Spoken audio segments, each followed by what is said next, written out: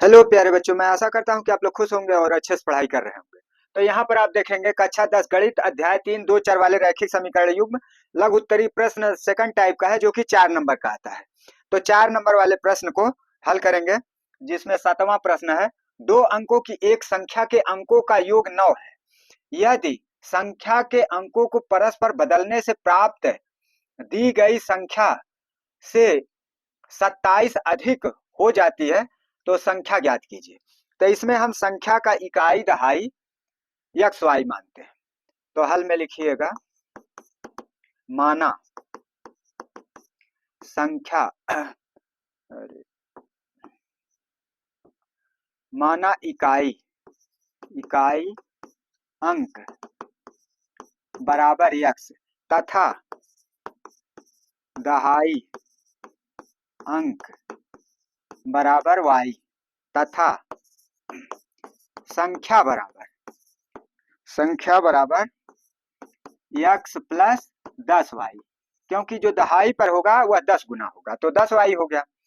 अब यहाँ कहा जा रहा है कि अंकों को परस्पर बदलने पर, मतलब संख्या को उल्टा जा रहा है, तो उल्टी हुई संख्या उल्टी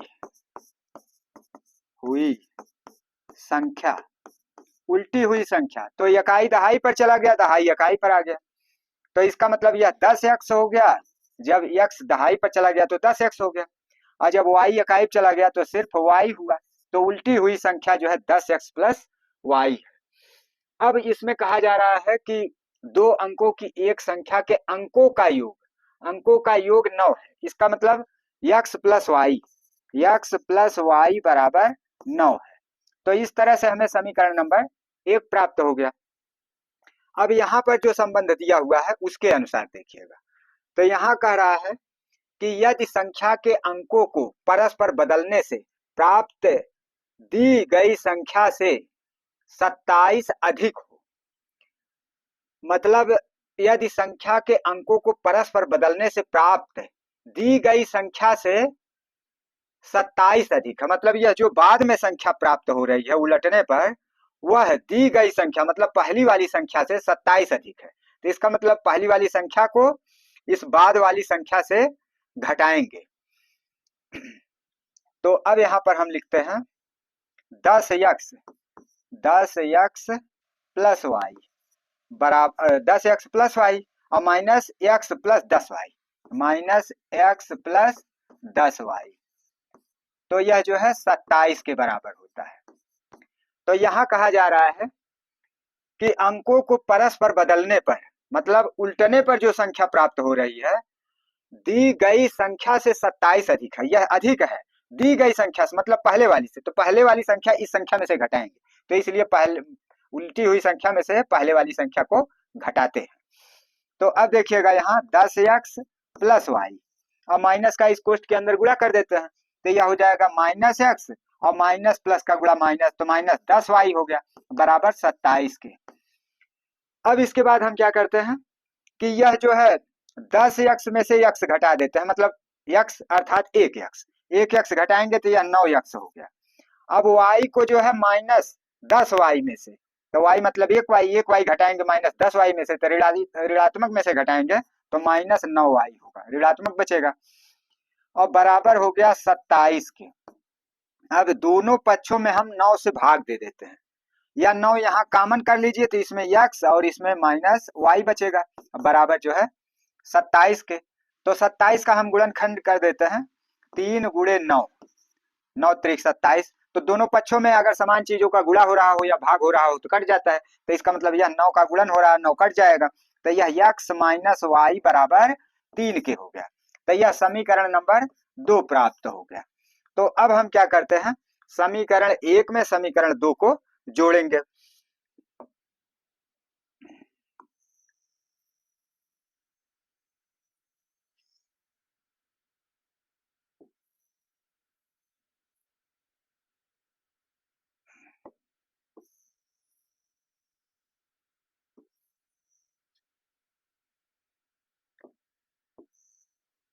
तो अब समीकरण 1 और समीकरण 2 यहां लिखते हैं। समीकरण 1 है x प्लस वाई बराबर 9, समीकरण नंबर 1 है। और समीकरण 2 है x minus y, x minus y समीकरण 2 है बराबर 3 के, बराबर 3 के समीकरण 2 है। तो दोनों समीकरणों को जोड़ने पर क्या होगा, वाई वाला पद समान पद है लेकिन चिन्ह विपरीत है इसलिए कट जाएगा। अब यक्स यक्स जुड़ेगा तो एक यक्स, यह यक्स के आगे कुछ नहीं है तो एक होता ही है। मान के चलिए कि एक का गुणन रहता है किसी भी संख्या में, तो एक यक्स जोड़ करके 2 यक्स हो गया। अब यह बराबर 9 और 3 जोड़ करके 12 हो गया।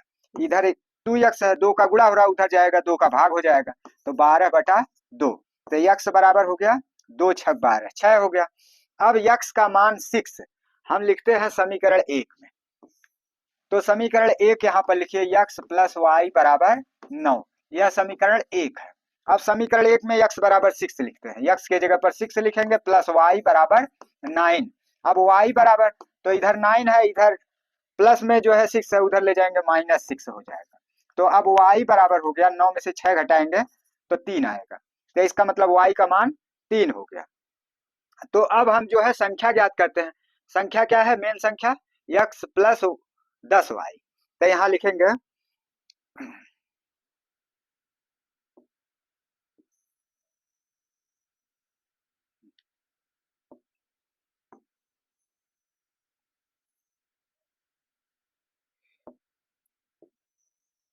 अतः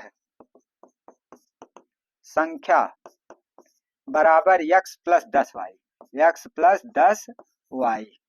तो अब आप जानते हैं कि यक्स का मान यहाँ कितना है 6 है, और प्लस 10 वाई, तो 10 गुणे वाई का मान 3 है, तो यहाँ 3 लिख देंगे बराबर 6 प्लस यहाँ 10 दिया 30, तो यहाँ 30 हो गया, और 30 6 36 जोड़ने पर यह जो है 36 आ रहा है, तो इसका मतलब संख्या जो है 36 हो गई।